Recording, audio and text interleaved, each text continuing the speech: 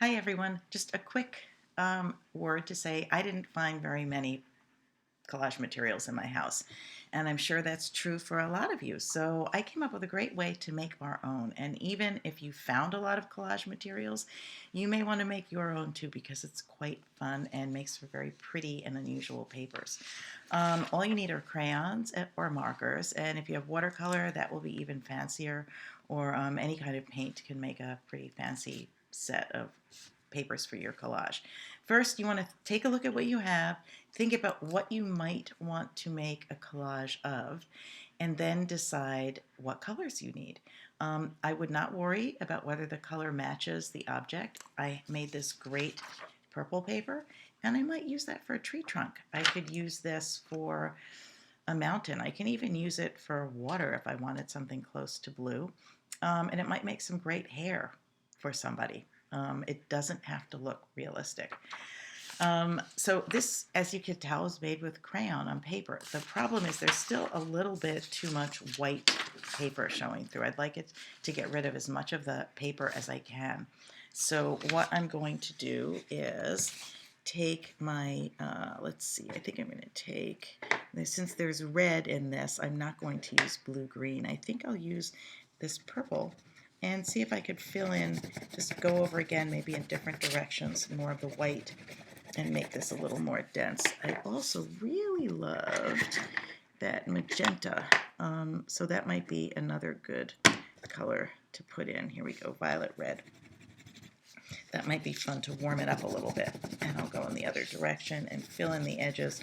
Then I'm going to have a nice big piece of paper to use for my collage. So I'm going to finish that and put it to the side. The other thing is, you don't have to use fresh paper to do this. You can also use colored paper if you want to add texture to it.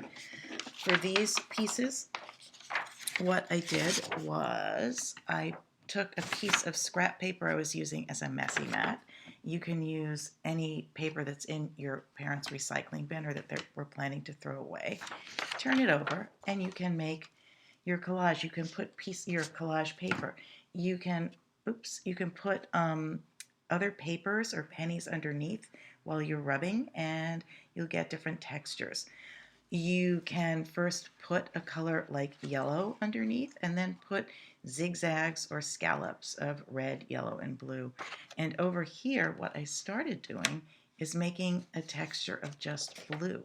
But while I'm looking at this, I realized it might be really fun to take my blue-green and put that underneath like this and make a background of blue-green.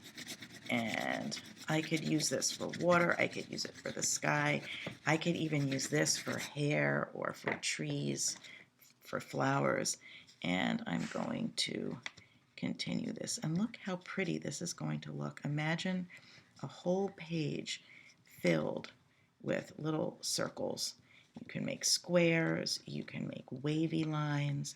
On the next slide, there are ideas for the different kinds of textures and patterns you can use to make your collage paper. You can do this with marker or crayon. If you have both, I would suggest that you make some with marker and some with crayon, and then you have a really nice variety of things, of papers that you can use. You can even use color paper that is either fresh if you have enough at home or in the recycling, and go over that. You can do this on old newspaper and you'll end up with a really cool piece of collage paper.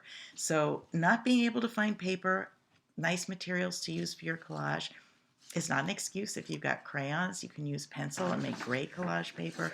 You can make interesting paper just with markers, black marker. So have a good time, and you'll see also some examples of watercolor washes on the next slide. So get inspired, make your own collage paper, and I'll post another video at the end to help you figure out what you can do with all that. Happy collage paper making. Bye.